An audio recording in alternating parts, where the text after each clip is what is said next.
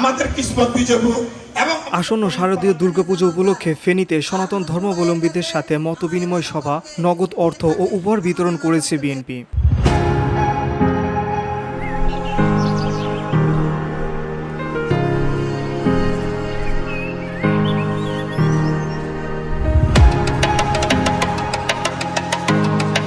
ফুলগাজী উপজেলা বিএনপির আয়োজনে শুক্রবার সকালে মতবিনিময় সভার প্রধান অতিথি হিসেবে উপস্থিত ছিলেন ঢাকা মহানগর দক্ষিণ বিএনপির আহ্বায়ক ও ফেনী ১ আসনের সাংগঠনিক সম্পাদক রফিকুল আলম মজনু। প্রধান অতিথির বক্তব্যে মজনু বলেন, সনাতন ধর্মাবলম্বীদের সবচেয়ে বড় উৎসব দুর্গাপূজা।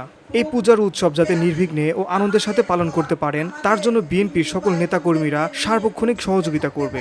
আমরা অতীত এই দুর্গাপূজা উপলক্ষে আমরা আমাদের যে সনাতন ভাইরা বোনরা তাদের যে দুর্গাপূজা সেটা অনুষ্ঠানে যাতে তারা সুন্দরভাবে আনন্দ করতে পারে সেই জন্য আমরা অতীতেও ছিলাম ওনাদের পাশে।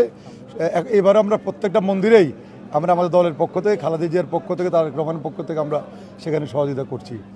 এবং সবচেয়ে বড় কথা হচ্ছে আমরা আমাদের দলের নির্দেশনা যে যাতে আমাদের এই হিন্দু ভাই বোনেরা তাদের এই দুর্গাপূজার যে সর্ববৃহৎ অনুষ্ঠান তারা সুন্দরভাবে পালন করতে, সেই জন্য আমাদের দলের সকল পর্যায়ের নেতাকর্মীরা প্রত্যেকটা মন্দিরে পাহারা দিবে এবং ওনারা যাতে সুন্দরভাবে সেখানে পূজা উৎসব করতে পারে সেজন্য আমরা সহযোগিতা করব।